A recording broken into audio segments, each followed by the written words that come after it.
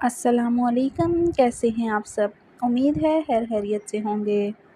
اس دعا کے ساتھ جہاں رہیں ہنستے رہیں مسکراتے رہیں، دوسروں کے چہرے پر خوشیاں بکھیرتے رہیں۔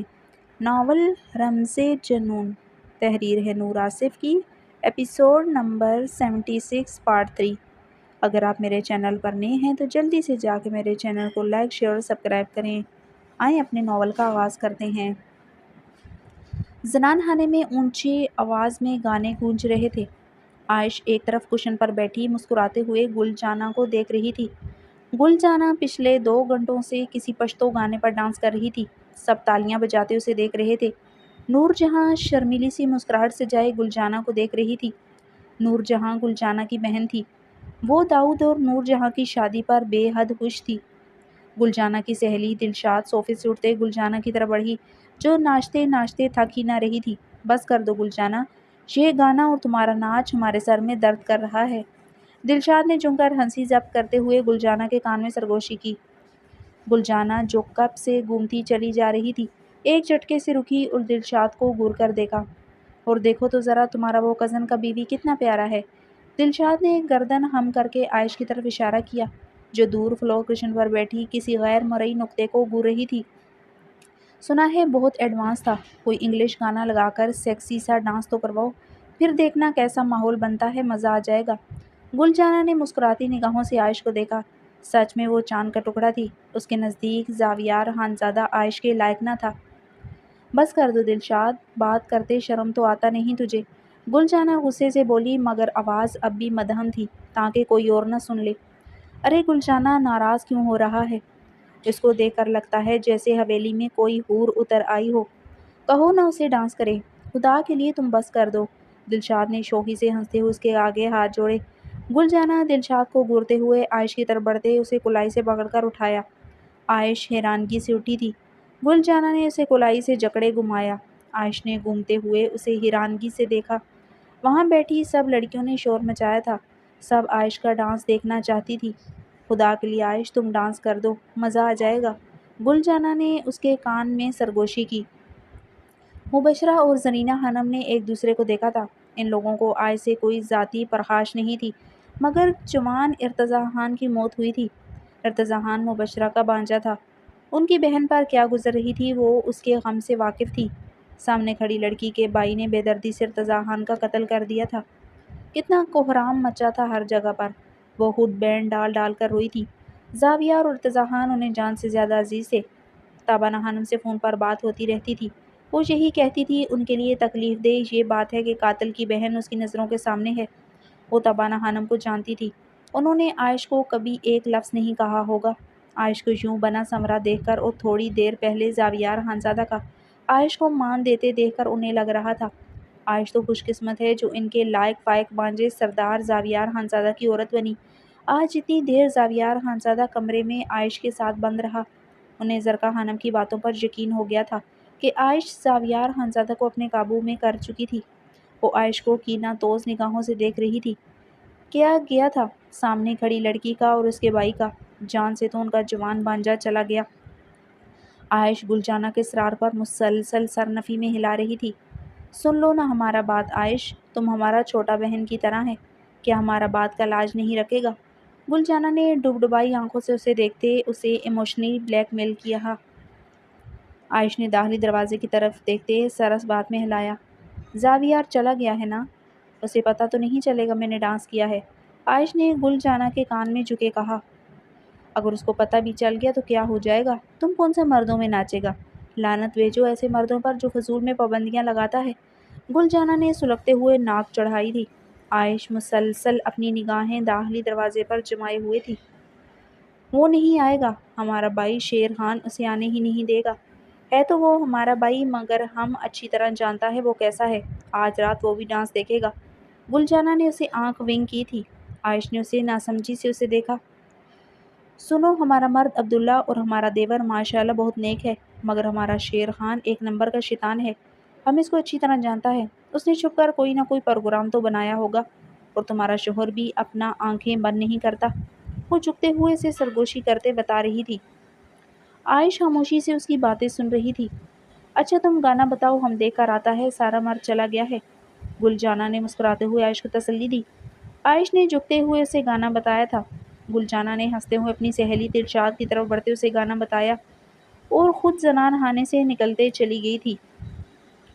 عائش لب کاٹتے ہوئے سب کو دیکھ رہی تھی۔ اونچی آواز میں اس کا بتایا ہوا گانا بجنا شروع ہو گیا تھا۔ اپنا فیورٹ گانا سنتے اس کے پیر خود ہی جیسے تھرکے تھے۔ اسے ڈانس کا بے حد شوق تھا۔ لندن میں اس نے سب سے بڑے ڈانس اسٹوڈیو سے داخلہ لیتے 2 ماہ ڈانس کلاسز لی تھیں۔ اسے بہت زیادہ اچھا ڈانس آتا تھا۔ اس کے جو شوق تھے زاویار خانزادہ کے نکاح میں آتے چھوٹ گئے تھے۔ وہ جس ایلیٹ کلاس سے تعلق رکھتی تھی جہاں یہ شوق عام تھے۔ شاہویر اسے لے کر بے حد پوزیسو تھا، مگر اس کی پوزیسونیس میں اسے اپنا دم گھٹتا محسوس نہیں ہوتا تھا۔ وہ بہت سے کام اسے چھپ کر لیتی تھی۔ وہ اس پر نظر نہیں رکھتا تھا۔ وہ اتنا صاف نہیں تھا جیسے اسے یہاں کے مرد لگے تھے، یا پھر وہ اس ماحول کا حصہ کبھی نہیں بن سکتی تھی۔ وہ سوچ بھی نہیں سکتی تھی وہ کسی فنکشن میں وہ بھی عورتوں کے سامنے بھی خود کو ڈانپ کر رکھے۔ شاہویر اس کے بالوں سے بے حد محبت کرتا تھا، مگر کبھی اسے بالوں کو ڈانپ کر رکھنے کو نہیں کہا تھا۔ مگر زاویار تو چاہتا تھا وہ کسی عورت کے قریب بھی نہ جائے۔ عائش بھیگی نگاہوں سے سب کو دیکھ رہی تھی۔ وہاں بیٹھی سب لڑکیاں سروں پر دوپٹہ لیے بے فکری سے کہکے لگا رہی تھی۔ جس ماحول میں اس کی سانسیں بند ہوتی تھی وہ خوش باش تھی۔ گل جانا داخلی دروازے سے اندر داخل ہوتے اس کی طرف بڑھی۔ کوئی بھی نہیں ہے، سب مرد لوگ 2 گھنٹہ پہلے ہی ڈیرے پر چلا گیا ہے، گل جانا نے عائش کے قریب آتے کہا۔ عائش یہ سنتے اس کی طرف دیکھتے ہنسی تھی۔ اس کے موتیوں جیسے چمکتے دانت دیکھتے گل جانا بھی ہنسی تھی۔ دوپٹہ اتار لوں؟ عائش نے بچوں کی سی معصومیت سے پوچھا۔ اتار لو، یہاں عورت لوگ ہی ہیں، گل جانا ہنستے ہوئے بولی۔ عائش نے اپنے سر سے پنز اتارتے اپنا دوپٹہ اتارتے گلے میں ڈالا۔ گانے کے لیرکس اونچی آواز میں گونجنے لگے، دلبر دلبر۔ عائش نے ڈانس کرنا شروع کیا تھا۔ وہاں بیٹھے سب اسے متحیر نگاہوں سے دیکھ رہے تھے۔ وہ اتنا اچھا ڈانس کر رہی تھی، سب منہ کھولے دیکھ رہے تھے، بلکہ وہ ڈانس سے بھی اوپر کچھ اور ہی تھا۔ ایسا ڈانس تو انہوں نے گانوں میں بڑی بڑی ایکٹریس کو کرتے دیکھا تھا۔ زنان خانے میں سب آنکھیں پھاڑے اسے دیکھ رہے تھے۔ وہ جس طرح اس کی بال کھاتی کمر ہل رہی تھی، اس کے خوبصورت بال اس کا پورا جسم شیک کر رہا تھا۔ چھایا جو مجھ پہ سرور ہے، آ پاس آ تو کیوں دور ہے۔ اس نے ان لیرکس پر اپنے پیروں کو گھماتے، اپنے شولڈرز گھماتے ہوئے ہپ باؤنس کیا تھا۔ اس کے تھرل کرنے پر اس کے سنہری بالوں کے نیچے چھپی پشت عیاں ہوئی تھی۔ وہاں زاویار خانزادہ کی شدتوں کے نشان دیکھتے سب نے لب دانتوں تلے دبائے تھے۔ بڑی عمر کی عورتوں نے ناگواری سے اسے دیکھا تھا۔ کم عمر لڑکیوں اور نئی شادی شدہ لڑکیوں کے لبوں پر شرمیلی ہنسی گونجی تھی۔ توبہ توبہ، یہ کیسا آفت اور بے شرم لڑکی بنی میں آیا ہے۔ وہاں بیٹھی بڑی عمر کی خاتون جو پہلے ہی ناگواری سے اسے دیکھ رہی تھی، انہوں نے ناک چڑھاتے طنز کیا۔ ایسا ڈانس کبھی دیکھا ہی نہیں تھا، ان کے لیے عجیب تھا۔ عائش کے ڈیپ گلے سے نظر آتی برہنہ پشت پر زاویار کی شدتوں کے نشان دیکھتے سب دبی دبی آواز میں سرگوشیاں کرنے لگ گئے تھے۔ گل جانا اور دلشاد ایک دوسرے کے کان میں گھستے اپنے اپنے شوہروں کی باتیں کرتے سرخ ہو رہی تھی۔ عائش کی پشت پر نشان دیکھتے وہ دونوں اپنے دوپٹے کو اچھی طرح اپنی کمر اور سینے پر کر گئی تھیں۔ زاویار خانزادہ اپنے منہ پر ہاتھ پھیرتے تیز تیز قدموں سے حویلی کے گیٹ سے اندر داخل ہوا۔ پوری حویلی سناٹوں میں ڈوبی ہوئی تھی۔ ہر طرف سناٹوں اور برفیلی ہواؤں کا راج تھا۔ زاویار خانزادہ کا چہرہ سردی کی شدت سے سرخ ہو رہا تھا۔ وہ اپنی مردانہ شال اب اپنے کندھوں پر ڈالے ہوئے تھا۔ زاویار خانزادہ سیاہ رنگ کی پاکول ہیٹ بھی پہن رکھی تھی۔ وہ ڈیرے پر رک ہی نہیں سکا تھا۔ عائش کا دو آتشہ وجود اس کی نظروں کے سامنے سے ہٹ ہی نہیں رہا تھا۔ عجیب طرح سے بے چینی نے اسے گھیرا ہوا تھا۔ وہ جس طرح خوفزدہ ہو رہی تھی، زاویار خانزادہ کی نگاہوں کے سامنے اس کا خوف سے ہچکیاں بھرنا بار بار آ رہا تھا۔ نیلی آنکھوں میں تھمی ہوئی نمی اور وہ لرزتا ہوا سا وجود، یہ سب کیوں بار بار اس کے حواس پر حملہ آور ہو رہا تھا۔ زاویار کی لمبی انگلیاں مٹھی میں بند ہوئیں۔ وہ خود کو بہت بار سمجھا چکا تھا کہ عائش ملک اس کی ایک ضرورت تھی، ایک جسمانی کشش، ایک تسکین، مگر آج وہ نظریں خوف زدہ سہمی ہوئی اور اس کے سامنے لرزتی ہوئی زاویار کو کسی اور ہی دہار پر لے گئی تھی۔ پہلی بار تھا عائش ملک کے وجود نے اس طرح اسے بے چین کیا تھا۔ وہ اس کی قربت کے لیے ایسے ہی بے قرار رہتا تھا۔ ان 4 مہینوں میں اس نے حویلی میں بہت کم وقت باہر گزارا تھا۔ وہ یہ بات تو تسلیم کرتا تھا کہ وہ اپنی طلب، اپنی ضرورت عائش کے وجود سے مٹاتا تھا۔ اسے اس کی ضرورت ہوتی تھی۔ وہ شد و مت سے اپنی ضرورت پوری کرتا تھا، مگر یہ سب کچھ عجیب تھا۔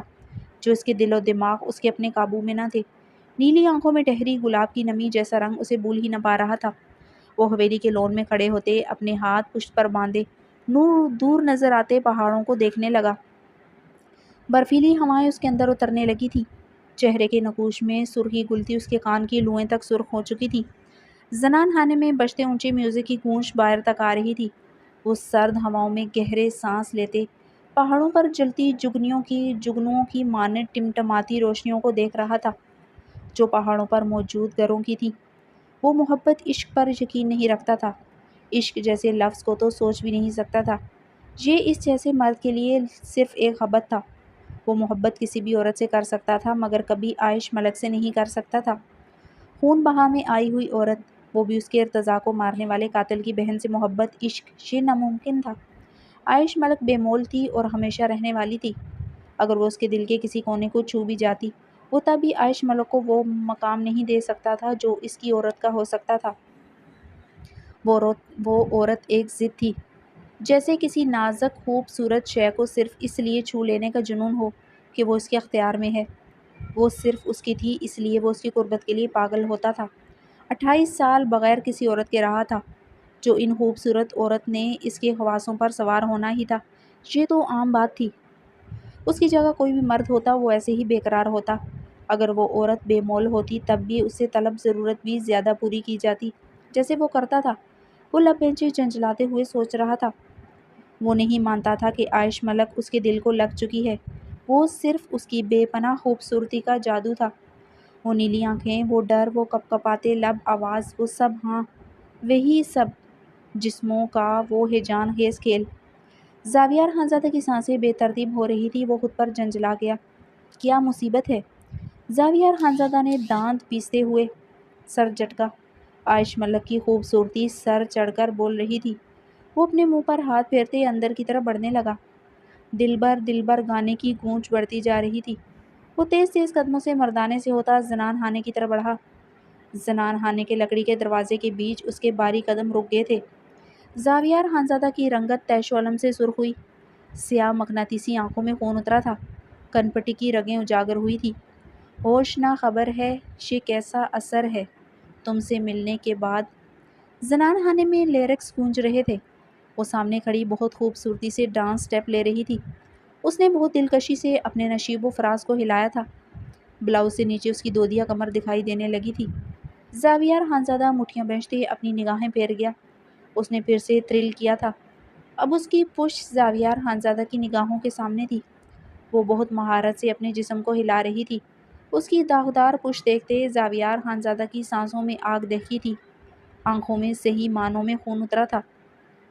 زاویار خانزادہ جبڑے بینچے گہرے سانس لیتے اپنی بیوی کو دیکھ رہا تھا، جو ڈرائیونگ، گھڑ سواری، پسٹل چلانے کے ساتھ ساتھ ڈانس میں بھی کافی ماہر تھی۔ اس کی داغدار پشت کو وہاں بیٹھی کچھ عورتیں کتنی ناگواری سے دیکھ رہی تھیں وہ سب کو دیکھ چکا تھا۔ پورے زنان خانے میں سناٹا چھایا تھا۔ وہاں بیٹھی ہر لڑکی، ہر عورت منہ کھولے اس کے دو آتشہ بدن کو دیکھ رہی تھی جس کی رہنائیاں عروج پر تھیں۔ اس کا انگ انگ شیک کر رہا تھا۔ زاویار خانزادہ کے خون میں شرارے دوڑ رہے تھے۔ زاویار خانزادہ نے چاروں طرف اپنی سرخ نگاہیں دوڑائیں۔ بسد شکر کوئی بھی اس کی ویڈیو نہیں بنا رہا تھا۔ اسے یوں اپنی جسم کی نمائش وہ عورتوں کے سامنے بھی کرتا نہیں دیکھ سکتا تھا۔ وہ جانتا تھا یہاں بیٹھی ہر لڑکی اب اپنے گھر جا کر عائش کی خوبصورتی کے جلووں کا ذکر کرے گی۔ اس کی خوبصورتی، اس کا ڈانس ہر عورت کی زبان پر تذکرہ بن کر بہت سے مردوں کے سامنے ہوگا۔ زاویار خانزادہ کی سانسیں مزید بے ترتیب ہوئی تھی، بموں کے بیچ شکنان ٹھہری تھی۔ جی کر رہا تھا عائش ملک کے خوبصورت وجود کو آگ لگا دے، جو دوسروں کے سامنے یوں اپنی نمائش کر رہی تھی۔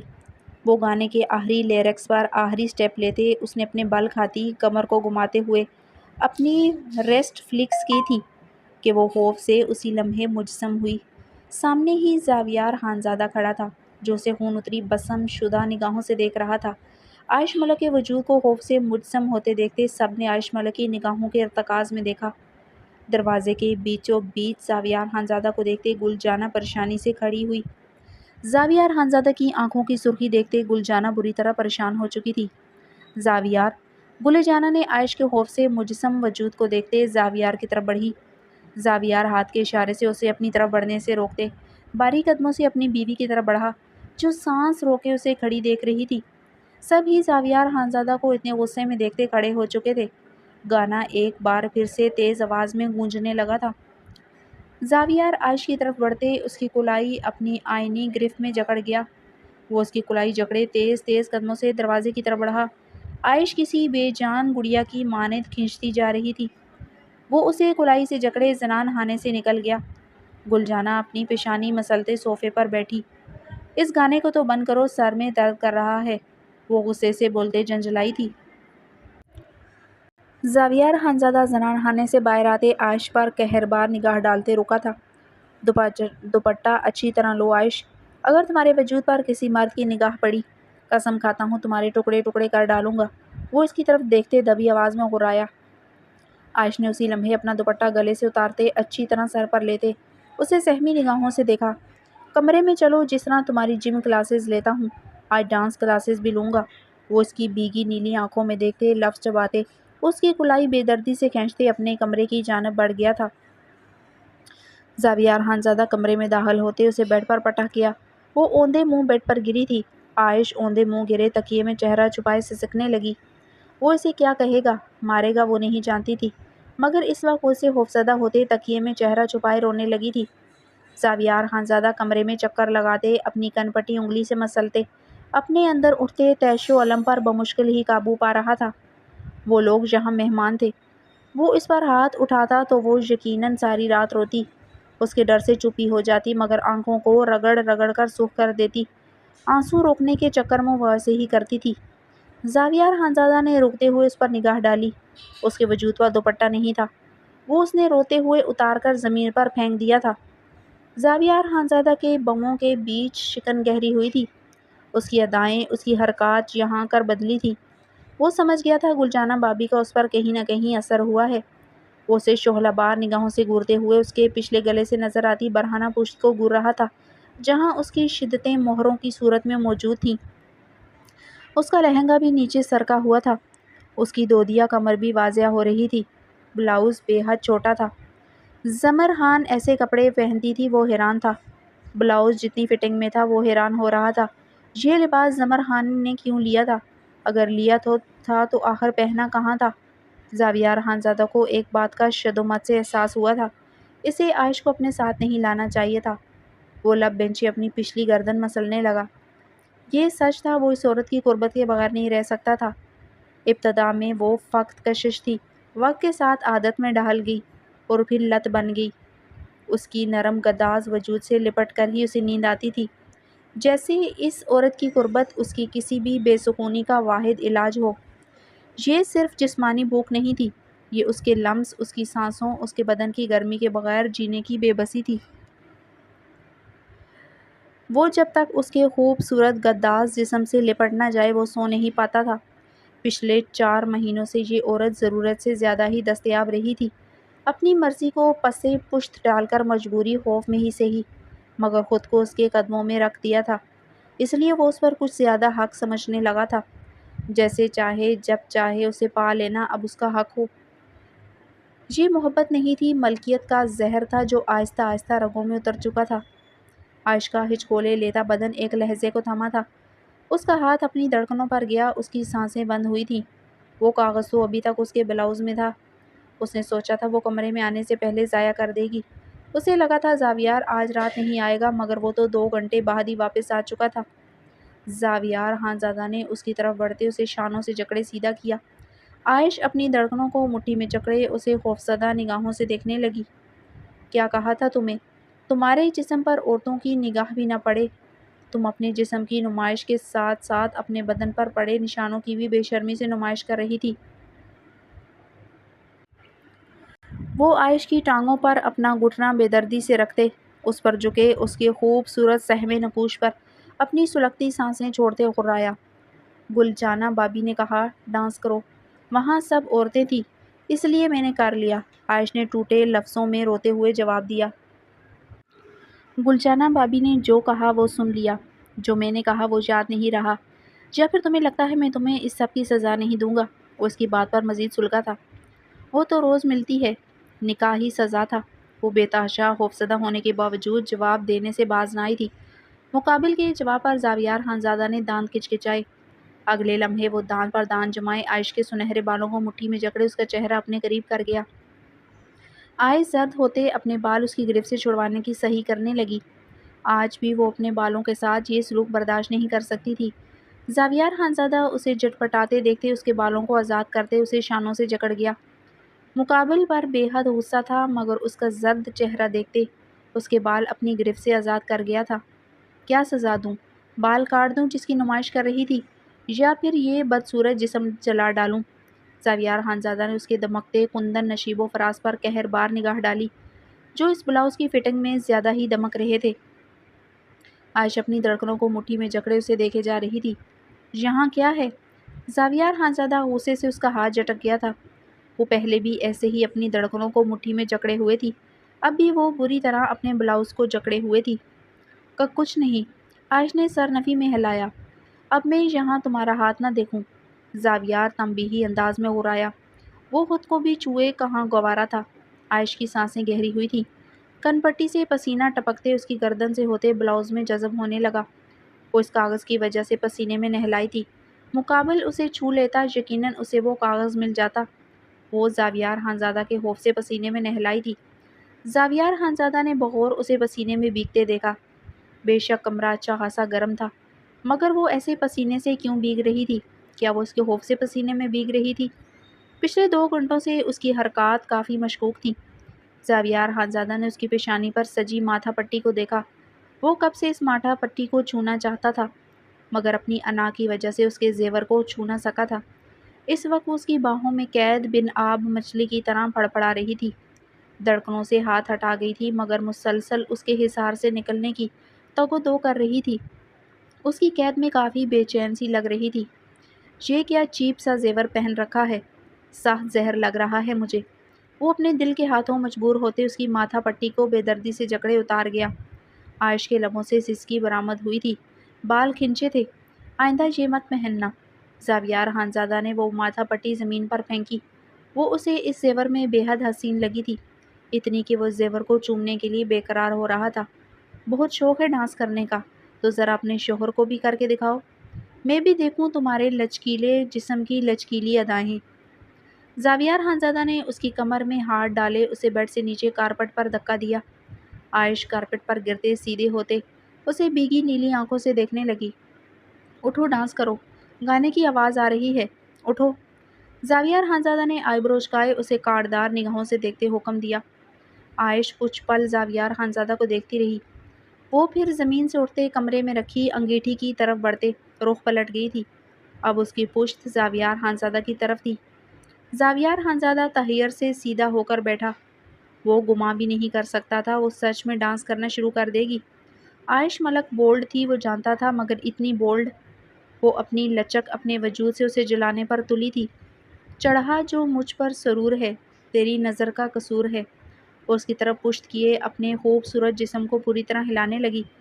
زاویار خانزادہ قہربار ششت نگاہوں سے اسے دیکھ رہا تھا۔ وہ صرف جل نہیں رہا تھا، بسم ہو رہا تھا۔ سامنے کھڑی عورت کے نخرے، انداز، بدن کی روانی سب کچھ اسے راغ کرنے کے لیے کافی تھا۔ پاس تو کیوں دور ہے؟ اس نے اس کی طرف پلٹتے ہوئے اپنے بازو پھیلائے، اپنی سائیڈ کمر ہلائی۔ زاویار خانزادہ کی آنکھوں میں شرارت سے دہکے تھے۔ وہ اتنی کانفیڈنس سے بنا کسی شرم کے ڈانس کر رہی تھی۔ اس کا دودیا پیٹ، اس کے نشیب و فراز سب اجاگر ہو رہے تھے۔ اس کے بدن کی ہر آہنائی چھلک رہی تھی۔ وہ اس کی برداشت کو آزما رہی تھی۔ وہ اپنے خوبصورت لچکدار بدن کو ہلاتے بے خبری یا شاید جان بوجھ کر اس کا خون بوائلنگ پوائنٹ پر لے آئی تھی۔ وہ پھر سے پلٹ گئی تھی۔ اس کی پشت پھر سے زاویار خانزادہ کی طرف تھی۔ چین کھو گیا ہے، کچھ تو ہو گیا ہے۔ گانے کے لیرکس کمرے میں گونج رہے تھے۔ وہ اس کی طرف پشت کیے اپنے جسم کو ہلا رہی تھی۔ زاویار خانزادہ مٹھیاں دبوچے اسے شرر بار نگاہوں سے گھور رہا تھا۔ اس کا بس نہیں چل رہا تھا اپنی خوبصورت بیوی کے خوبصورت جسم کو جلا ڈالے۔ وہ اتنی لچکیلی تھی اسے آج اندازہ ہوا تھا۔ عائش نے اپنے بلاؤز سے وہ کاغذ نکالتے انگیٹھی کی نظر کیا۔ وہ کاغذ دہکتے کوئلوں کی نظر ہوتے تیزی سے سیاہ ہوا، پھر راکھ میں تب بدل گیا۔ عائش نے اپنی پیشانی سے پسینے کے قطرے صاف کیے۔ اب وہ سٹل کھڑی تھی۔ گانے کے لیرکس گونج رہے تھے مگر وہ سٹل تھی۔ وہ مر بھی جاتی کبھی زاویار خانزادہ کے حکم پر یوں نہ ناچتی۔ جو چیز اس کا شوق تھا وہ اسے تو کبھی مجبوری میں بھی نہیں کر سکتی تھی، مگر اس کاغذ کا جلنا ضروری تھا، ورنہ اس کے ساتھ شاید شیر خان بھی اپنی زندگی سے جاتا۔ زاویار خانزادہ اسے رکتے دیکھتے اس کی طرف بڑھتے، اس کی کمر میں ہاتھ ڈالتے ایک جھٹکے سے اس کا رخ پلٹ گیا۔ عائش اس کے سینے پر ہاتھ جمائے اس کی آنکھوں میں اپنی نیلی آنکھیں گاڑ گئی۔ اب ان نیلی آنکھوں میں خوف نہیں تھا، وہ مقابل کی سزا سہن کر سکتی تھی، جو چند زوردار تمانچے بھی ہو سکتے تھے، یا اپنا غصہ بستر پر اتارتا، وہ تیار تھی۔ وہ اب اپنی نیلی آنکھیں زاویار خانزادہ کی سرخ شرربار نگاہوں میں گاڑے ہوئے تھی۔ زاویار خانزادہ اس کی آنکھوں میں خوف کی رمق کم ہوتے دیکھتا حیران ہوا۔ اب نہ وہ کانپ رہی تھی، نہ پسینے میں بھیگی ہوئی تھی۔ کہاں سے سیکھا یہ ڈانس؟ زاویار خانزادہ کا لہجہ چبھتا ہوا تھا، جیسے لفظ نہیں تیز خنجر نکلے ہوں۔ یوٹیوب سے، عائش نے اس کی آنکھوں میں دیکھتے کہا۔ یہ کمر کو مٹکانا لچکانا یوٹیوب سے سیکھا ہے؟ اس بار زاویار کی انگلیاں اس کی کمر پر گہری گرفت بن کر چبھی تھیں۔ اس نے دانت پیسے تھے۔ عائش نے مکانکی انداز میں سر ہلایا۔ کیا یہ بھی یوٹیوب سے سیکھا کہ جب کوئی شوہر اپنی بیوی کو دیکھے تو اسے لگے وہ نیلامی میں آئی ہوئی کوئی 2 ٹکے کی ایکٹریس ہے؟ وہ اس کے بالوں کو دبوچے دہکتے لہجے میں غرایا۔ عائش کی نیلی آنکھوں میں ہلکی سی جنبش ہوئی۔ دوسرے لمحے اس نے اس بات میں سر ہلایا۔ عائش! زاویار خانزادہ اس کا نام لیتے دہاڑا۔ گانے کی تیز گونجتی آواز بھی عائش کے کانوں سے ٹکرا کر واپس پلٹ گئی۔ عائش کو اپنے کان کے پردے پھٹتے محسوس ہوئے تھے۔ زاویار خانزادہ کا خون رگوں میں بری طرح بڑک رہا تھا۔ اس کے وجود کی نیلی رگیں ظاہر ہو رہی تھی، دماغ میں آگ دہک رہی تھی۔ کون تھا وہ انسٹرکٹر؟ کیسا تھا وہ ماحول؟ یقیناً کوئی مرد ہوگا۔ زاویار کے ذہن میں انگارے دہکے تھے۔ زاویار خانزادہ کسی مرد کے دیکھ لینے سے بھی خار کھاتا تھا۔ چھونے یا سکھانے کا تصور ناقابل معافی تھا۔ وہ سامنے کھڑی عورت کو لے کر شدید پوزیسو ہو رہا تھا۔ اس کی جگہ کوئی دوسری عورت بھی ہوتی تو وہ شاید ایسا ہی محسوس کرتا۔ وہ اس کے نکاح میں تھی۔ وہ ایسی عورت چاہتا تھا جس پر اس کے علاوہ کسی کی نظر بھی نہ پڑی ہو۔ ڈانس کلاسز صرف لڑکیوں کی تھی۔ عائش نے اس کی آنکھوں میں خون اترے دیکھتے ڈرتے ہوئے وضاحت دی۔ جھوٹ بول رہی ہو تم عائش ملک۔ زاویار خانزادہ جبڑے بھینچتے حلق کے بل گرجا۔ سچ کہہ رہی ہوں زاویار، آپ پتہ کر لیں، وہ لڑکیوں کا ڈانس گروپ تھا۔ میں کسی مرد انسٹرکٹر سے کبھی ڈانس سیکھ نہیں سکتی تھی۔ وہ بھی تو ایسا نہیں چاہتا تھا۔ عائش نے بھیگی آواز میں وضاحت دیتے لب دانتوں تلے دبائے۔ دل کی دھڑکنوں پر پھر سے شاویر ملک کا نام گونجنے لگا تھا۔ نیلی آنکھوں سے آنسو بہتے گالوں کا حصہ بنے تھے۔ کاش سامنے کھڑا مرد شاویر ملک ہوتا۔ یہ جلن، یہ حسد و رقابت اسے شاویر ملک کی آنکھوں میں دکھتی۔ یہ حق ملکیت وہ اس وقت جتا رہا ہوتا۔ کون نہیں چاہتا تھا؟ وہ اپنے ہی سوال پر پاگل ہوا تھا۔ وجود میں چنگاریاں دہکتی محسوس ہوئیں۔ وہ ایک لمحہ اور جواب نہ دیتی تو یقیناً اپنی اور اس کی جان لے لیتا۔ آزان نہیں چاہتا تھا، وہ مجھے لے کر بے حد پوزیسو تھا۔ عائش نے اکھڑتی سانسوں سے ایک ہی سانس میں کہا۔ اس بغیرت کا نام میرے سامنے مت لیا کرو۔ وہ مٹھیاں دبوچے رخ پلٹے، ڈریسنگ ٹیبل کو جکڑتے، تھوڑا جھکتے ہوئے مرر میں دیکھتے، اپنے اندر اٹھتے جلتے بامڑوں پر قابو پانے لگا۔ عائش اپنے آنسو صاف کرتے صوفے پر بیٹھی تھی۔ کھانا کھایا تھا؟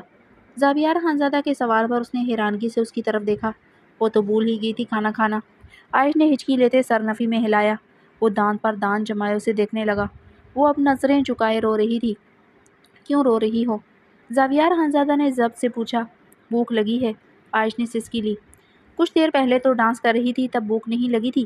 زاویار خانزادہ نے لفظ ڈانس پر خاص طور پر زور دیا تھا۔ تب احساس نہیں تھا، اب آپ نے کھانے کا نام لیا تو شدت سے احساس ہوا۔ میں تو بھوک کی وجہ سے مر رہی ہوں۔ وہ گردن اٹھائے اس کی طرف دیکھنے لگی۔ بات احساس کی ہے، پتہ نہیں یہ بھوک کا احساس کب ختم ہوگا۔ اس بھوک میں ذلت بھی ہے، نہ ختم ہوتی ہے نہ ہضم۔ وہ اس کی طرف دیکھتے بھیگے لہجے میں بول رہی تھی۔ وہ گہرا سانس لیتے اپنی سرخ آنکھیں مرر میں گاڑ گیا۔ تو یہ طے تھا، عائش ملک اپنی ہر بات ہر انداز سے اسے اندر تک جلانے کا ہنر رکھتی تھی۔ کچھ دیر پہلے اس کے ایکٹ سے جل رہا تھا، اب اس کی باتیں اس کے اندر آگ لگا گئی تھیں۔ زاویار خانزادہ ٹیبل پر مکہ مارتے ہوئے کمرے سے واک آؤٹ کر گیا۔ ظالم، سفاک، بے غیرت خانزادہ، بھوک کا احساس کرواتے چلا گیا۔ وہ سسک سسک کر رو پڑی تھی۔ دروازے کے باہر اپنے لیے بے غیرت کا لفظ سنتے زاویار خانزادہ کے کانوں سے دھواں نکلا تھا۔ دوسرے لمحے وہ اپنی شال گردن میں چٹکتے ہوئے لمبے لمبے ڈگ بھرتا چلا گیا تھا۔ کچھ دیر بعد ایک ملازمہ کھانے کی ٹرے سجائے دروازہ نوک کرتے کمرے میں داخل ہوئی۔ عائش صوفے پر لیٹے اٹھ کر بیٹھ گئی۔ عائش بی بی، یہ گلجانہ بھابی نے آپ کے لیے کھانا بھیجا ہے۔ ملازمہ اس کے سامنے ٹیبل پر ٹرے رکھی۔ بڑی سی ٹرے میں کابلی پلاؤ، سجی بنا ہوا مٹن، تندور کی روٹیاں اور میٹھے میں گاجر کا حلوہ اور میٹھے چاول تھے۔ ساتھ ہی چھوٹی سی شیشے کی چینک میں گرم گرم کہوہ تھا۔ کھانے کو دیکھتے اس کی نیلی آنکھیں شدت سے بھیگی تھیں۔ وہ جلدی جلدی پلاؤ کی پلیٹ پکڑے ہاتھوں سے ہی کھانے لگی۔ چمچ اسے دکھائی نہیں دی تھی، نہ اس نے ڈھونڈنے کی صحیح کی۔ ملازمہ اس کے سامنے ہی زمین پر بیٹھ گئی تھی۔ تم یہاں کیوں بیٹھی ہو؟ جاؤ یہاں سے، عائش نے اسے ٹھنڈی زمین پر بیٹھتے دیکھتے ٹوکا۔ پہلے والی عائش ملک ہوتی اسے احساس نہ ہوتا، اب تو اسے ٹھنڈی زمین کی چبھن کا احساس تھا۔ شروع میں وہ زاویار خانزادہ کی غیر موجودگی میں بیڈ چھوڑ کر ٹھنڈی زمین پر سوتی تھی۔ بیڈ اسے کانٹوں کی طرح چبھتا تھا۔ جہاں زاویار خانزادہ کا لمس ہوتا تھا، اس کی خوشبو ہوتی تھی۔ وہ آپ کا مرد نے کہا کہ آپ کو پورا کھانا کھلا کر ہی اٹھوں۔ وہ ملازمہ روانی میں بولتے خاموش ہوئی تھی۔ زاویار خانزادہ کی سختی سے ہدایت تھی عائش کے سامنے اس کا نام نہیں لینا تھا۔ جھوٹ مت بولو، اس ظالم انسان کو میری کبھی فکر نہیں ہو سکتی۔ مجھے پتا ہے یہ کھانا گلجانہ بابی نے بھجوایا ہے۔ عائش تلخی سے بولتے کھانا کھانے لگی۔ ایسا ہی ہے۔ ملازمہ خاموش ہو گئی تھی۔ زاویار خانزادہ نے اسے بہت زیادہ سختی سے منع کیا تھا۔ اس کی بیوی کو پتہ نہ چلے وہ کھانا اس کے کہنے پر لے کر گئی ہے۔ وہ ملازمہ سمجھ گئی تھی سردار زاویار خانزادہ کو اپنی مغرور اناس سامنے بیٹھی بنی میں آئی ہوئی عورت سے کہیں زیادہ عزیز ہے۔ عائش نے آنکھیں کھولتے کمرے میں نگاہیں دوڑائیں۔ بیڈ وال پر لگی کھڑکی سے صبح کی سپیدی کمرے میں آ رہی تھی۔ عائش نے کمرے کے دروازے پر دیکھا۔ اندر سے چٹکنی چڑھی تھی، یعنی زاویار کل رات حویلی نہیں آیا تھا۔ وہ اندر سے چٹکنی لگا کر سوئی تھی۔ عائش نے اٹھ کر بیٹھتے اپنے سنہرے بال سمیٹے۔ وہ بیڈ سے نیچے اترتے سوٹ کیس سے اپنے کپڑے نکالتے واش روم کی طرف بڑھ گئی تھی۔ تھوڑی دیر بعد وہ واش روم سے شاور لیتے سیاہ سمپل سا لانگ فراک پہنے باہر آئی تھی، جس کے گلے پر ہلکا سا موتیوں کا کام ہوا تھا۔ فل سلیوز پیور کی تھی، جس سے اس کے دودیا بازو اپنی جھلک دکھلا رہے تھے۔ زمر کے سارے ڈریسز اسے سینے سے تنگ تھے، یعنی زمر فٹنگ والے ڈریس ہی پہنتی تھی، گلے بھی ڈیپ۔ وہ کمرے سے نکلتے باہر آئی۔ سردی کی شدت نے اس کے وجود کو جلایا تھا۔ وہ ساتھ کوئی سویٹر یا جرسی نہیں لائی تھی، ایک سیاہ گرم کوٹ لائی تھی، مگر اس پر اتنی بڑی شال اوڑھنا اسے عجیب سا لگ رہا تھا۔ اسے شاور نہیں لینا چاہیے تھا۔ وہ اپنی ہتھیلیاں آپس میں رگڑتے سوچتے ہوئے زنان خانے کی طرف بڑھنے لگی۔ وہ ڈیوڑی سے گزرتے ہوئے برآمدے میں داخل ہوئی تھی۔ سر سبز پہاڑوں کو دیکھتے عائش کے دل سے ہوک سی برآمد ہوئی تھی۔ دل بری طرح رونے لگا تھا۔ یہ پہاڑ نہیں قید تھے۔ کبھی ان پہاڑوں پر مرنے والی عائش ملک کو آج ان پہاڑوں سے سب سے زیادہ نفرت تھی۔ اپنی جگہ پر مضبوطی سے جمے یہ پہاڑ جیسے اس کی بے بسی کا مذاق اڑاتے تھے۔ وہ خود تو مغروریت سے کھڑے تھے، مگر وہ ٹوٹتی بکھرتی جا رہی تھی۔ زلزلہ بھی تو نہ آتا تھا، وہ ان پہاڑوں کے نیچے ہی دب جاتی۔ وہ اپنی بھیگی آنکھیں رگڑتے برآمدے سے گزرتے ہوئے آگے بڑھی۔ ہر طرف دھند کی چادر لپٹی تھی، روشنی پوری طرح نہیں نکلی تھی۔ برآمدے کے ارد گرد کمرے بند تھے۔ سردی کی وجہ سے لگتا تھا ابھی سب اپنے کمروں میں تھے۔ عائش ایک بند دروازے کے پیچھے سے دھواں نکلتے دیکھتے کچن کی طرف بڑھی۔ ان لوگوں کی حویلی بہت شاندار نہ تھی، ماحول بھی ایک گاؤں کا روایتی ماحول ہی تھا۔ عائش لکڑی کا باری دروازہ کھول کر اندر داخل ہوئی۔ گلجانہ زمین پر بیٹھی مٹی کے چولہے پر بڑا سارا توا الٹا رکھے ہوئے اس میں بڑے بڑے پراٹھے بیلتے توے پر ڈالتے پکا رہی تھی۔ ساتھ ایک ملازمہ بیٹھی اس کی مدد کر رہی تھی۔ وہ پیڑے بنا کر پرات میں رکھتی جا رہی تھی، گلجانہ انہیں بیلتے ہوئے توے پر ڈالتی جا رہی تھی۔ ساتھ روٹیوں کا دسترخوان بڑھتا جا رہا تھا۔ آؤ آؤ عائش، گلجانہ پیڑھی سے اٹھتے کھڑی ہوتے عائش کے گلے لگی۔ عائش اس کی اتنی محبت پر جھنپی تھی۔ تم کیوں اتنی صبح اٹھا؟ عائش سویا رہتا؟ وہ عائش کو دیکھتے محبت بھرے لہجے میں بولی۔ ایسے ہی بابی، عائش نے آہستگی سے کہا۔ وہ ملازمہ عائش کو سلام کرتے پراٹھوں والا ڈبہ اور چائے کی کیتلی اٹھائے وہاں سے چلی گئی تھی۔ عائش ملازمہ والی پیڑھی پر بیٹھ گئی۔ گلجانہ اپنی چادر سر پر اچھی طرح جماتے اپنی پیڑھی پر بیٹھے دیسی انڈے باؤل میں پھینٹتے آملیٹ بناتی جا رہی تھی۔ ملازمہ پھر سے باورچی میں داخل ہوتی مکھن تیار انڈے پلیٹس میں ڈالتے پھر سے باہر چلی گئی تھی۔ اتنے پراٹھے بابی؟ عائش حیران ہوئی۔ یہ تو کچھ نہیں، جب مرد لوگ آئے گا تم پھر دیکھنا، 200 پراٹھے بنے گا۔ گلجانہ پیڑوں میں دیسی گھی لگاتے رکھتی جا رہی تھی۔ ساتھ ساتھ وہ انڈوں کا میزہ پھینٹتے سیدھے توے پر ڈالتے پلٹنے لگتی۔ 200 پراٹھے؟ عائش نے تھوک نگلا تھا۔ یہ بھی کم ہے، اتنا مہمان ہے۔ پھر مرد لوگ ہیں، اکٹھا بیٹھے گا تو پتہ بھی نہیں چلے گا، ساتھ بیٹھ کر کھانے میں برکت ہوتی ہے نا، اس لیے۔ عائش اس کی باتیں سنتے مدھم سے مسکرائی تھی۔ اتنا زیادہ کھانا کھانے کو وہ برکت کہہ رہی تھی، یہی یہاں کے لوگوں کی مہمان نوازی تھی۔ اتنا کام کرنے کے باوجود گلجانہ کے ماتھے پر ایک بل نہ تھا۔ یہ سب تو ابھی عورتوں اور بچوں کے لیے ہے، ہمارے ہاں عورت بھی کم نہیں کھاتا، ہم خود اتنا بڑا بڑا 2 پراٹھا کھا لیتا ہے، یہاں کھا کر ہٹتا ہے پھر سے بھوک لگ جاتا ہے۔ ادھر کا پانی ہی ایسا ہے۔ ایک بار عبداللہ ہم کو لاہور لے کر گیا، اس کو کام تھا شہر میں، ہم کو بھی ساتھ لے گیا۔ وہ تو ادھر ہم جا کر پچھتایا، ادھر تو ہم کو بھوک ہی نہیں لگتا تھا، نہ وہاں کا کھانا اچھا لگا۔ ہمارا علاقہ اچھا ہے، ایسا ہوا ایسا پہاڑ بلا کہاں۔ وہ سادگی سے بولتے پھرتیلے انداز میں کام کرتی جا رہی تھی۔ لاہور کا ذکر سنتے عائش کے لبوں سے سسکی برآمد ہوئی۔ وہ دوسری طرف رخ موڑتے اپنی آنکھوں کو رگڑنے لگی۔ کیا ہوا؟ گلجانہ نے فکر مندی سے پوچھا۔ وہ میری آنکھوں میں دھواں پڑا ہے بابی، وہ بھیگی آواز میں بولتے اپنی نیلی آنکھوں کو مزید بے رحمی سے رگڑنے لگی۔ تمہارا حویلی میں بھی ایسا ہی مہمان نوازی ہوتا ہے؟ جب تک ارتضیٰ زندہ تھا ہم ہر دوسرا مہینہ ادھر جاتا تھا، تابانہ خالہ بہت مہمان نواز ہے، ارتضیٰ کے مرنے کے بعد سب نے جانا چھوڑ دیا ہے۔ گلجانہ اب دکھ بھرے لہجے میں بول رہی تھی۔ بہت اچھا تھا ارتضیٰ، بالکل ہمارا سب سے چھوٹا دیور کی طرح، وہ دونوں دوست بھی تھے۔ پتہ نہیں کیا دشمنی ہو گیا جو تمہارا بھائی نے اسے اتنی بے رحمی سے مار دیا۔ گلجانہ سادگی سے بولتے عائش کے زخموں کو جیسے ادھیڑ رہی تھی۔ پتہ نہیں آذان نے یہ کیوں کیا، وہ بھی قرب سے ہچکی لے گئی۔ اچھا چھوڑو اس بات کو، گلجانہ نے عائش کی ہچکی پر جلدی سے کہا۔ اسی لمحے مبشرہ خانم اندر داخل ہوئی تھی۔ السلام علیکم، عائش نے انہیں سلام کیا۔ وعلیکم السلام، وہ رکھائی سے بولتے گلجانہ کی طرف متوجہ ہوئی۔ گلجانہ کسی اور کو بھی اپنے ساتھ کام پر لگا لیتا، اکیلا تھک جائے گا۔ ضرورت نہیں مورے، جب مرد لوگ آیا تو 2-3 عورت کو ہم لگا لے گا، تم فکر نہ کرو، گلجانہ نے کہا۔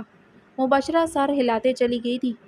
تم مورے کا رویہ کا فکر نہ کرنا، ارتضیٰ انہیں بہت پیارا تھا، سب تم سے نفرت نہیں کرتے، بس تمہیں دیکھتے انہیں ارتضیٰ یاد آ جاتا ہے۔ معاف کرنا ظرف کا کام ہوتا ہے، اور سب انسانوں میں ظرف نہیں ہوتا۔ گلجانہ عائش کے گھٹنے پر ہاتھ رکھتے مسکرائی تھی۔ جانتی ہوں بابی، کبھی یہ ظرف مجھ میں بھی نہیں تھا، وہ بھیگا سا مسکرائی تھی۔ اللہ اللہ تم کتنا خوبصورت ہے، نظر نہ لگے، گلجانہ نے اسی لمحے ایک آیت پڑھ کر اس پر پھونکا تھا۔ عائش کھلکھلا کر ہنسی تھی۔ آپ عبداللہ لالا پر بھی ایسے پڑھ کر پھونکتی ہیں؟ عائش نے مسکراتے ہوئے پوچھا۔ یہ مرلوگ بڑا ٹیڑھا چیز ہے، سامنے پر کا پھونکوں گی تو کہے گا جانو ٹونا کر رہا ہے ہم پر۔ یہ مرلوگ اپنا ماں کا زبان زیادہ بولتا ہے، ہم تو یہ سارا دعائیں تب پڑھ کر پھونکتا ہے جب وہ سو جاتا ہے، اس کا سلامتی کے لیے، اس کا صحت کے لیے اور ہر طرح کا چڑیل سے حفاظت کے لیے ہم لمبا لمبا وظیفہ کرتا ہے۔ کہتے ہیں تہجد میں جو اللہ سے مانگو وہ دیتا ہے، ہم 14 سال کی عمر سے تہجد پڑھتا آ رہا ہے، اللہ نے سب دیا، صرف ایک اولاد نہیں دیا، اب اس کے لیے ہم کیا اللہ سے ناراض ہو جائے؟ ہم نے تو اپنا رب سے کبھی شکوہ بھی نہیں کیا، کیا پتہ یہ زندگی عبداللہ کا محبت ہمارا دعاؤں کا وجہ سے ہی ہو، داؤد کا اولاد ہوگا وہ بھی ہمارا ہی ہوگا۔ گلجانہ کی باتوں پر عائش حیرانگی سے اسے دیکھ رہی تھی۔ یہ شکر گزاری کا کون سا درجہ تھا، وہ سمجھ نہیں پا رہی تھی۔ اسے تو اپنے رب سے بہت شکوے تھے، وہ تو ہر روز رات کو پکارتے ہوئے روتی کہ وہ ہی کیوں، خدا نے اتنی بڑی دنیا میں اسے ہی کیوں آخر چنا، کیوں؟ وہ بھیگی نگاہوں سے گلجانہ کو دیکھ رہی تھی۔ گلجانہ اس لیے اتنی پرسکون تھی، جو اس کے پاس تھا وہ اس پر خوش تھی، جو نہیں تھا اس کی پرواہ نہیں تھی۔ تم بتاؤ زاویار نے تمہیں رات کو کچھ کہا ہے کیا؟ توبہ یہ خانوں کا غصہ، عبداللہ بھی ہم کو ایسے ہی گور کر دیکھتا ہے، ہم تو بے پرواہی سے سر جھٹک دیتا ہے، کیا کرے گا وہ آخر؟ زیادہ سے زیادہ غصہ کرے گا، یہ تو مرد لوگوں کا عادت ہے، یہ کچ کچ نہ کر لیں ان کا کھانا ہضم نہیں ہوتا۔ گلجانہ کی بات پر وہ منہ کھولے اب اسے دیکھ رہی تھی۔ آپ کو ڈر نہیں لگتا عبداللہ لالا آپ کو ماریں گے؟ عائش نے آہستگی سے سوال کیا۔ محبت کرنے والا مرد اپنی عورت پر کبھی ہاتھ نہیں اٹھاتا، عبداللہ مجھ پر خود ہاتھ نہیں اٹھاتا، وہ تو ہم خود اس کو اتنا مجبور کرتا ہے وہ بیچارہ ہاتھ اٹھانے پر مجبور ہو جاتا ہے۔ گلجانہ ہنستی تھی۔ عائش الجھن بھری نگاہوں سے اسے دیکھ رہی تھی۔ جب جب ہم کو لگتا ہے عبداللہ کا ہم سے دل بھر گیا ہے یا وہ ہم سے محبت نہیں کرتا، ہم بھی پھر اپنا حرکتوں سے اس کو عاجز کر دیتا ہے، جب ہمارا دل کا غبار اترتا ہے تو عبداللہ کا بھی ہاتھ اٹھ جاتا ہے، پتہ ہے پھر کیا ہوتا ہے؟ گلجانہ نے ہنستے ہوئے پوچھا۔ کیا؟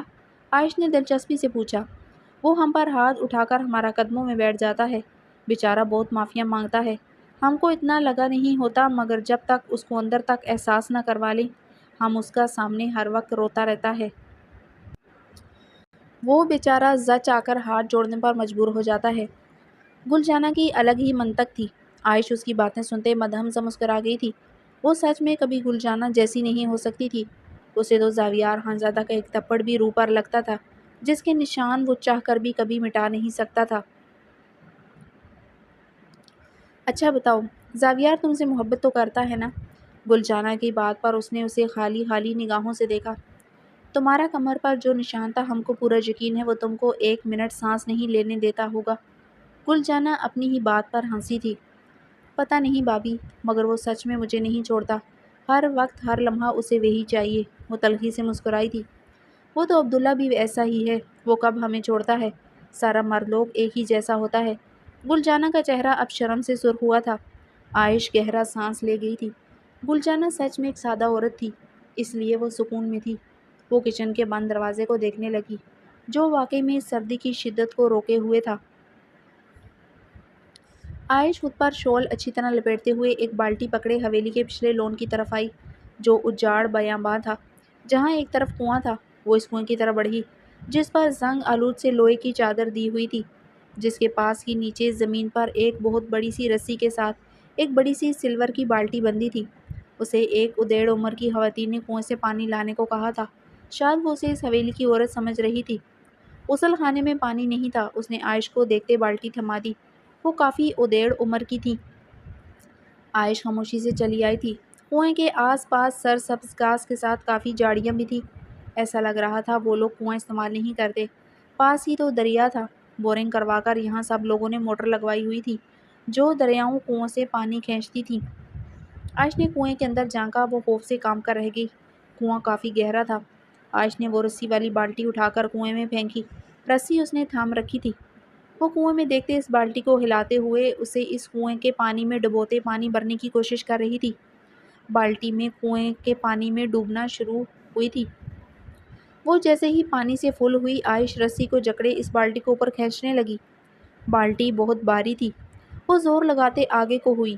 اس کا پیر پھسلا تھا۔ اس کے لبوں سے دل خراش چیخ برآمد ہوئی۔ اگلے لمحے وہ اپنا توازن برقرار نہ رکھ سکی۔ رسی اس کے ہاتھ سے چھوٹ کر کنویں میں گری تھی۔ پانی کی بالٹی بھی چھپاکے سے کنویں کے پانی کی نظر ہوئی۔ عائش بھی آگے کو ہوتے کنویں میں گری تھی۔ اس کی دل خراش چیخ برآمد ہوئی تھی۔ زاویار خانزادہ، جو ابھی ابھی حویلی کے گیٹ سے اندر داخل ہوا تھا، نسوانی چیخ سنتے تیزی سے حویلی کے پچھلے صحن کی طرف بھاگا۔ زاویار خانزادہ نے بے یقینی سے عائش کو دیکھا۔ وہ کنویں کے پاس کھڑی تھی۔ دوسرے لمحے وہ دل خراش چیخ کے ساتھ اس کے سامنے ہی کنویں کی نظر ہوئی تھی۔ وہ ایک ہی جست میں بھاگتے ہوئے کنویں میں کود گیا۔ کنویں کی سرد خاموش گہرائی میں صرف پانی کا چھپاکا اور عائش کی دھیمی سسکیاں گونج رہی تھیں۔ عائش چیختے ہوئے ہاتھ پیر مارتے ہوئے اوپر کو آئی۔ زاویار خانزادہ اسے پہلے ہی تھام چکا تھا۔ زاویار خانزادہ کے چہرے پر پانی کی بوندیں نہیں، غصے کی تپش تھی۔ وہ غصے سے اسے دیکھ رہا تھا۔ زاویار خانزادہ کو دیکھتے وہ روتے ہوئے اس کے گلے میں باہیں حمائل کر گئی۔ کنواں زیر زمین زیادہ کھودا گیا تھا، مگر اس میں پانی کچھ ہی فٹ تھا۔ وہ پانی زاویار خانزادہ کی گردن تک آ رہا تھا، مگر خوش قسمتی سے عائش کا جسم سیدھا پانی میں گرا تھا۔ زاویار کی گرفت نے اسے زمین سے ٹکرانے نہیں دیا، ورنہ اسے چوٹ لگ سکتی تھی۔ زاویار، وہ روتے ہوئے اس کی گردن میں باہیں حمائل کر گئی۔ اس کی چادر کنویں کے پانی میں ہی کھو گئی تھی۔ زاویار خانزادہ نے ایک بازو سے عائش کو تھام رکھا تھا، جبکہ دوسرے ہاتھ سے وہ کنویں کی دیوار کے ساتھ لگی پرانی لوہے کی سلاخوں کو تلاش کر رہا تھا۔ سنبھلو، گرنے کے بعد رونا بند کرو، اب نکلنا بھی ہے۔ زاویار خانزادہ نے زیر لب طنزیہ سرد انداز میں کہا۔ ڈر لگ رہا ہے؟ عائش نے اس کے کندھے پر سسکتے سسکی لی۔ ڈرنے کا وقت گیا عائش ملک، اب ہمت کرو، میرے ساتھ قدم رکھو۔ زاویار نے اپنے کندھے پر اسے تھوڑا سا اوپر کیا اور کنویں کی دیوار پر نصب زنگ آلود سلاخوں کو تھامتے اوپر چڑھنے کی کوشش کی۔ نہیں زاویار، عائش نے اس کی آنکھوں میں دیکھتے سر نفی میں ہلایا۔ میں نہیں چڑھ سکوں گی، مجھے ڈر لگ رہا ہے، کنواں بہت گہرا ہے۔ وہ بری طرح رو رہی تھی۔ تو تمہیں ادھر ہی چھوڑ کر چلا جاؤں؟ میری بھی جان چھوٹے گی تم جیسے عذاب سے۔ وہ اس کی نیلی آنکھوں میں دیکھتے غرایا تھا۔ عائش مزید شدت سے رونا شروع ہو چکی تھی۔ یہ رونے کا شغل کمرے میں چل کر پورا کرنا، وہاں پوچھوں گا تم آخر یہاں کیا کر رہی تھی۔ وہ اس کی نیلی آنکھوں میں گلابی پن دیکھتے بڑکا۔ عائش مزید شدت سے اس کے ساتھ چپکی۔ تم جیسی عورت کو مجھے اپنے ساتھ لانا ہی نہیں چاہیے تھا۔ جس طرح تمہیں ونی میں لینا غلطی تھی، اسی طرح یہاں لانا بھی میری غلطی تھی۔ رات سے سزا بھگت رہا ہوں۔ وہ اسے اچھی طرح اپنے سینے سے لپٹائے اڑا رہا تھا۔ وہ اس کے سینے سے لگے مدم ہچکیاں بھر رہی تھی۔ ایک تو اتنا خوفناک کنواں، اوپر سے زاویار خانزادہ کا ساتھ۔ اس سے بڑھ کر خوفناک کیا ہو سکتا تھا؟ وہ بری طرح لرز رہی تھی۔ ان سلاخوں کو تھامتے عائش ان پر چڑھنے کی کوشش کرو۔ زاویار خانزادہ نے اس کی باہیں اپنی گردن سے الگ کرتے سختی سے کہا۔ نہیں زاویار، ان پر کتنا زنگ لگا ہے، یہ ٹوٹ گئی تو؟ عائش نے خوفزدہ ہوتے کہا۔ یہ ٹوٹ گئی تو واپس نیچے ہی آؤ گی۔ اگر یہاں رہنے کا شوق ہے تو رہ لو، میں چلا جاتا ہوں۔ زاویار خانزادہ دام پیستے غرایا۔ عائش مزید شدت سے اس کے ساتھ سمائی۔ زاویار نے گہرا سانس لیتے پانی کے نیچے دیوار پر نصب پہلی سلاخ پر پاؤں رکھا۔ وہ ان پر پاؤں رکھے ایک ہاتھ سے کنویں کی دیواروں پر لگی لوہے کی زنگ آلود سلاخوں کو تھامنے لگا۔ عائش اس کی گردن میں بازو ڈالے اس کے ساتھ چپکی ہوئی تھی۔ وہ دان پر دان جمائے اوپر والی سلاخ کو ہاتھ میں جکڑے نیچے والی سلاخ پر پاؤں رکھ رہا تھا۔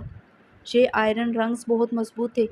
وہ کنویں کی صفائی کرنے کے لیے نیچے اترنے اور چڑھنے کے لیے لگائی گئی تھی، مگر دو لوگوں کا بیک وقت وزن برداشت کر سکتی تھی کہ نہیں یہ زاویار نہیں جانتا تھا، مگر وہ احتیاط سے اوپر چڑھ رہا تھا۔ عائش کا ڈرنا بنتا تھا۔ کنواں گہرا اور تاریک تھا، دیواریں سبز ہوئی پڑی تھیں، جیسے جمناسٹک ڈانسز کلاسز لیتی رہی، کنویں کے سرکس والے کوئی کرتب بھی سیکھ لیتی۔ وہ دان پر دان جمائے زہریلے انداز میں بولا۔ عائش کی مدھم سسکیاں بڑھی تھیں۔ یہ ٹھیک ہے، ظالم انسان بھی رو کر خود کو مظلوم ظاہر کر ہی لیتا ہے۔ وہ اس کے رونے پر طنزیہ مسکرایا۔ وہ اس کی گردن میں مزید سختی سے بازو حمائل کر گئی۔ وہ رکتے ہوئے گہرے سانس لینے لگا۔ وہ سلاخ کو ایک ہاتھ سے جکڑے اوپر دیکھ رہا تھا۔ ابھی وہ کچھ ہی فٹ اوپر آئے تھے، ابھی کافی اوپر اونچائی تھی۔ کتنے ہی آئرن رگز تھے جو اتنی اونچائی دیکھتے جنجلایا۔ میرے بھائی کی جان تمہارے بھائی نے لی، آج تمہاری وجہ سے میری جان چلی گئی تو کون ذمہ دار ہوگا؟ سب یہی کہیں گے ظالم سردار میں ونی میں آئی ہوئی عورت کو کنویں میں دھکا دیا اور پھر خودکشی کر لی۔ یہ کوئی نہیں کہے گا کہ تمہیں بچاتے ہوئے مر گیا۔ وہ آگ برساتے لہجے میں مسلسل طنز کر رہا تھا۔ عائش کانپتے ہوئے اس کے ساتھ مسلسل چمٹ رہی تھی۔ میری خودکشی پر بھی 100 سوال اٹھائے جائیں گے۔ سب یہی کہیں گے پتہ نہیں ایسا کیا کیا زاویار کی عورت نے جو زاویار کو بھی اپنی جان لینی پڑی۔ وہ اوپر چڑھتے ہوئے مسلسل اس پر طنزیہ وار کر رہا تھا۔ عائش کپ کپاتے لبوں سے درود شریف پڑھنے لگی۔ زاویار نے رکتے ہوئے اس کی طرف گہری نگاہوں سے دیکھا۔ عائش نے بھی اپنی بھیگی گلابی آنکھیں اس کی آنکھوں میں گاڑی تھی۔ وہ اسی لمحے اوپر دیکھنے لگا۔ ابھی کافی رگز رہتے تھے۔ وہ ان آئرن رنگز کو گننے لگا۔ وہ تھوڑی دیر بعد گہرے سانس لیتے دان پر دان جمائے اوپر چڑھنے لگا۔ ہلو مت ورنہ قسم کھاتا ہوں یہیں پھینک کر چلا جاؤں گا، پھر یہاں ڈانس کرتی رہنا۔ وہ اس کا رات کا ڈانس یاد کرتا غرایا جو اسے ابھی تک جلائے ہوئے تھا۔ وہ تو رات شیر خان کے کوٹیج میں بلائی ہوئی ڈانسرز کا ڈانس بھی نہیں دیکھ سکا تھا۔ عائش اس کی آنکھوں کے آگے سے ایک لمحے کے لیے جدا نہیں ہوئی تھی۔ اسے عجیب سی بیزاریت ہوئی تھی۔ وہ تو دوستوں کے طعنوں کی وجہ سے وہاں بیٹھے بیزاریت سے سگریٹ پیتا رہا تھا۔ عائش اسی گردن میں منہ چھپائے لب بینچے اس کے طعنے سن رہی تھی۔ آپشن ہی کوئی نہیں تھا۔ وہ ذرا کچھ کہتی، کوئی بعید نہیں تھا وہ اسے اسی کنویں میں پھینک کر چلا جاتا۔ زاویار خانزادہ دل ہی دل میں اب خود بھی درود شریف پڑھتے اوپر چڑھنے لگا۔ یہاں سے گرتے تو اب دونوں کو چوٹ لگ سکتی تھی۔ یہ حویلی کا پچھلا صحن تھا، یہاں کوئی آتا جاتا بھی نہیں تھا۔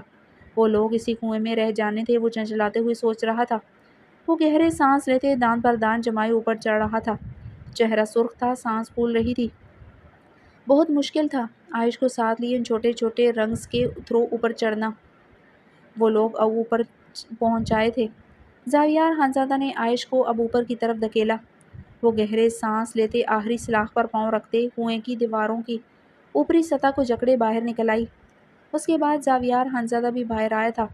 عائش ایک طرف کھڑی سردی اور خوف کی شدت سے لرزنے لگی۔ اس کے کپڑے بھیگے ہوئے تھے، وہ بری طرح ٹھٹر رہی تھی۔ زاویار خانزادہ نے اپنے گیلے بالوں کو جھٹکتے پانی کی بوندیں جھاڑتے ہوئے گھٹنوں پر ہاتھوں کا دباؤ ڈالتے جھکتے ہوئے گہرے سانس لینے لگا۔ وہ اپنے گیلے بالوں میں انگلیاں پھیرتے سیدھا ہوا۔ اس کی سرخ آنکھیں مزید سرخ ہوئی تھیں۔ بغیر کسی شال کے وہ بے پردہ کھڑی تھی۔ سیاہ فراق میں اس کے بدن کے ہر رہنائی ظاہر ہو رہی تھی۔ اس کا دودیا جسم سب کچھ واضح ہو رہا تھا۔ وہ گہرے سانس لیتے دان پر دان جمائے اب اسے قہر آلود نگاہوں سے گور رہا تھا۔ زاویار خانزادہ کی بھی شال اب کنویں میں گر گئی تھی۔ زاویار! شیر خان کی آواز پر وہ کی جسم عائش کی طرف بڑھتے اسے اپنی باہوں میں بھرتے اسے اپنے سینے سے لگا گیا۔ وہ اس کے چوڑے سینے میں چھپ گئی تھی۔ عبداللہ اور شیر خان اور داؤد وہیں پر رک گئے تھے۔ وہ عائش کو دیکھ چکے تھے۔ زاویار نے گردن موڑتے انہیں سرد سرخ نگاہوں سے واپس جانے کو کہا۔ وہ سب اسی لمحے سچویشن کو سمجھتے خاموشی سے چلے گئے تھے۔ ان کے جانے کے بعد زاویار خانزادہ عائش کو اپنے سینے سے علحدہ کرتے اسے شانوں سے پکڑتے بری طرح جھنجھوڑ گیا۔ جی کر رہا ہے عائش ملک تمہیں اسی کنویں میں دفنا دوں یا پھر تمہارا جسم ادھیڑ ڈالوں۔ وہ اس کی آنکھوں میں دیکھتے ایک ایک لفظ چباتے ہو رہا تھا۔ زاویار! عائش نے سسکی لی۔ خبردار ایک لفظ نکالا بیہودہ عورت۔ وہ اس کے شانوں پر بے رحمی سے دباؤ بڑھا گیا۔ تم جیسی عورت کو نکاح میں لینا میری سب سے بڑی غلطی تھی۔ رات کو ڈانس کر رہی تھی، اب یہ سب دیکھو اپنے جسم کی طرف۔ اگر غلطی سے بھی تم پر کسی کی نظر پڑتی میں ادھر ہی تمہارا سر دڑ سے الگ کر دیتا۔ وہ اسے خون اتری نگاہوں سے دیکھتے گرج رہا تھا۔ زاویار کا خون بری طرح کھول رہا تھا۔ وہ آخر ادھر کرنے کے آئی تھی؟ اس وقت اس کے بدن کی تمام رہنائیاں ظاہر تھی۔ شیر خان یا کسی بھی کی نظر پڑتی وہ یقیناً برداشت نہ کر پاتا۔ وہ تو پاگل ہو جاتا کوئی اس کی بیوی کو ایسے دیکھتا۔ کیا کچھ نہیں دکھائی دے رہا تھا؟ اس کی سڈول ٹانگیں تک نظر آ رہی تھیں۔ کیا کرنے آئی تھی ادھر؟ وہ اس کے دو آتشہ جسم پر پرغضب نگاہ ڈالتے ہو رایا۔ عائش سردی اور زاویار کے خوف سے بری طرح کانپ رہی تھی۔ گلجانہ ہاتھ میں شال پکڑتے بھاگتے ہوئے ادھر آئی تھی۔ یقیناً عبداللہ نے اسے سب بتا دیا تھا۔ زاویار خانزادہ گلجانہ کو دیکھتے عائش کو اپنی گرفت سے آزاد کر گیا۔ گلجانہ نے آگے بڑھتے عائش کے وجود پر چادر دی۔ زاویار خانزادہ رخ موڑے اپنی پیشانی مسلط کر اپنے کھولتے خون پر کنٹرول کرنے لگا جو ہو نہیں رہا تھا۔ کیا ہوا؟ کیا تم کنویں میں گر گیا تھا؟ وہ عائش کی حالت دیتے متفکر لہجے میں بولی۔ عائش نے ہچکی لیتے اس بات میں گردن ہلائی۔ تم ادھر کرنے کیا آیا تھا عائش؟ گلجانہ پیشانی پر ہاتھ مارتے عائش کی کلائی پکڑے اندر کی طرف بڑھ گئی تھی۔ زاویار خانزادہ اپنے نم بالوں میں انگلیاں پھیرتے ہوئے تیز تیز قدموں سے اپنے کمرے کی طرف بڑھنے لگا۔ اپنے کمرے کے ٹیرس پر کھڑا شیر خان یہ سب دیکھتے اپنی مونچھوں پر ہاتھ پھیر رہا تھا۔ گرل پر ہاتھ جمائے برفیلی سرد ہوائیں اپنے اندر اتارتے پہاڑوں پر اپنی سرد آنکھیں جما گیا تھا۔